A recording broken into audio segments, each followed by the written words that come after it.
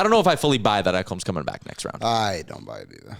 I don't buy it at all. I'm almost... He literally, the other day when Skinner won that game and he was going into the dressing room, Ekholm limps away. Yeah. He's very hurt. Let's not forget, when he left, he could not stand up on the ice properly. He did not get hit or... No. He tried to play and fell down twice because his leg was so bad. I don't want to put a dampener on the mood, but, No. it's just And it the will reality be, of it, unfortunately. and maybe part of it too is me pessimistic mindset. I'm just gonna choose to not get excited about the idea of Ekholm coming back. But from the stuff we've kind of heard, it's I was stunned to see that he was even skating the other day. I was too. I'm very surprised by it. Well, Here's the ultimate. Sorry, you go ahead. I was just going to say, selfishly, for the page views and the content, Yes. I hope we can keep talking about Mattias Ekholm potentially coming back into the lineup. people clicking those headlines. People love it. People love it. So. It's exciting. It's exciting to know that the Oilers do have a great player that's still sat on the sidelines that could come back and play. And I really hope he does. I'm not trying to kill the vibes here. Yeah. But if he comes back, Zach, what do you do? Because I do think obviously there's people who are just it's Stetcher. But Stetcher and Nurse look so good together that listen, everyone's loving him. I get it. Maybe a case for John Klingberg to be the guy. I don't know. I don't know if I agree because I really like the Wallman-Klingberg pairing a lot. They did good against Eichel. They did really good. And, Brett Kulak is an everybody whisperer. That's fair. And Kulak and Nurse together, I think could be really nice. If that, the caveat being, Mattias Ekholm needs to be 100%. Because then if he's not 100%, you can't play him with Bouch because you need him to be because Evan Bouchard is a top pairing defenseman playing a number one right now. Absolutely, right? So if Ekholm's 100% and he comes back in, I think that's the only way it really makes sense is if Mattias Ekholm is genuinely absolutely 100%.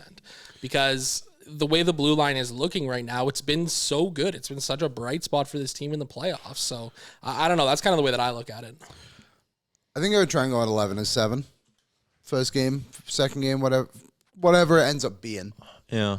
Take out the forward that's not playing that well at the time. Honestly, maybe it's Kapanen. I know he's playing great right now, but we know what he is.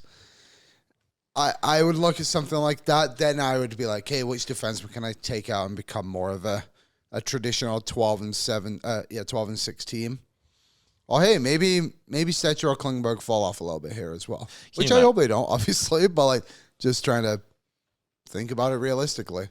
It's a good, and someone just said it in the chat, Sean. It's a good problem to have, and it absolutely is to be Stetcher and Nurse looked again very good together last night, and I just have a really hard time. I really like Stetcher. I have a hard time pulling him out of the lineup, and I wonder how real this is from John Klingberg. Is maybe why I'm more pessimistic. Is at some point are we going to get a really stinky run from John Klingberg? I think it's fair to wonder it considering how quick the turn into a good defenseman was. Yeah, I mean. See, this is the thing that's interesting about Klingberg, too, because, was he really a bad defenseman in Anaheim, Minnesota, and Toronto, or were his hips just that cooked? Yeah, maybe. I think it's becoming that. Right? Because the way that he's back looking now that he's healthy, he looks like 80% of Klingberg of old. In his ability to skate, his ability to move the puck. He does so many nice, small little things to just buy an extra second or two with that puck on his stick. And that confidence with the puck on his stick is, I think, so important at this time of year, right? I mean, it's only going to be getting more difficult. I mean, it looks like it's going to be Dallas. They're up 3-1, right? Mm-hmm. That's a team flying on all cylinders right now, and Mikko Rantanen looking tremendous. So, I don't know. I think it's going to be really interesting. I don't know what the answer is. It also, if the front office believes what you believe, that this is Klingberg can be 80-90% of what he once was, and you believe that maybe he's having an Oliver Ekman-Larsson-like turnaround to his career, I know it's easy to point to him because they're both Swedes, but it raises a very interesting question of what your moves are this summer. Yeah. I think there's a lot of, and another caveat, I think there are maybe a lot of things that depend on, do you win the Stanley Cup, do you not? I think does Corey Perry play next year is do you win the Stanley Cup, do you not?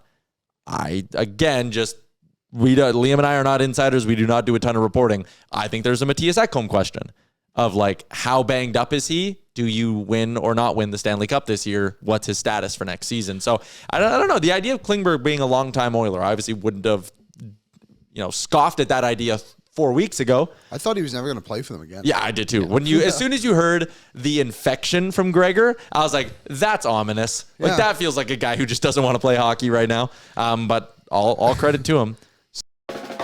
What's up, Nation citizens? If you like that video, then you need to be subscribed to the Oilers Nation YouTube. Podcasts, live shows, exclusive interviews, and analysis.